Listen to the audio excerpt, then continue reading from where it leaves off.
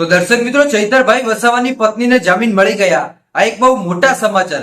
આજે ખબર હશે તમને કે આદિવાસી સમાજ માટે આજે એ સુખનો સૂરજ ઉગી ગયો ભાઈ, કે જ્યાં ચૈતરભાઈ વસાવાની પત્નીને જામીન મળી ગયા.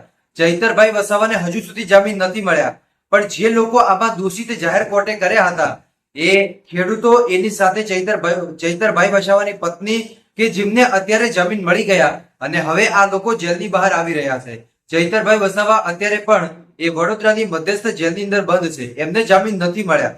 એમની સુનાવણી હજી હાથ ધરવામાં નથી આવી.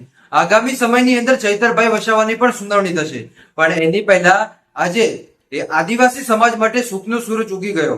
એટલું જ નહીં, પરંતુ આ એક સુખદ સમાચાર કહી શકાય ભાઈ, કે એક સારા સમાચાર કહી શકાય કે ચૈતરભાઈ વસાવાની પત્નીને આજે જામીન મળી ગયા. 4 જેટલા ખેડૂતો હતા એને પણ આજે જામીન મળી ગયા. જે લોકોને 7 વર્ષની સજા ફટકારવામાં આવી હતી, ભલે આ 7 વર્ષની સજા ફટકારવામાં આવી, પણ જામીન તો છેલ્લે મળી ગયા. અને હવે ચૈતરભાઈ વસાવાની બંને પત્ની જે ડેડિયાપાડાની અંદર ભેગી થશે. એક પત્ની આટલા દિવસ સુધી જેલમાં રહ્યા અને હવે એ ડેડિયાપાડાની અંદર જશે. જ્યારે જે શકુંતલાબેન વસાવા હતા એ આજે જેલમાંથી બહાર આવ્યા અને વર્ષાબેન વસાવા એ બંને આમને સામને મળશે ભાઈ.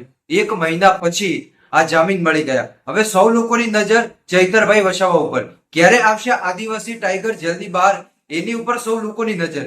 એ તો આવનારા સમયની અંદર ખબર પડશે. જ્યારે ચૈતરભાઈ વસાવાની એ સુનાવણી હાથ ધરવામાં આવશે ત્યારે ખબર પડશે કે ચૈતરભાઈ વસાવાને જામીન મળે છે કે નથી મળતા. દર્શક મિત્રો, આને લઈને તમારું શું કહેવું મને એકવાર કમેન્ટ કરીને જરૂર બતાવજો.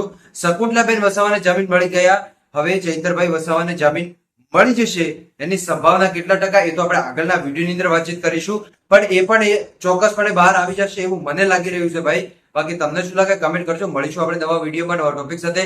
ત્યાં સુધી બધાને જય માતાજી, જય દ્વારકાધીશ. આગળ પણ આવવાનો સપોર્ટ કરતા રહેજો. ધન્યવાદ.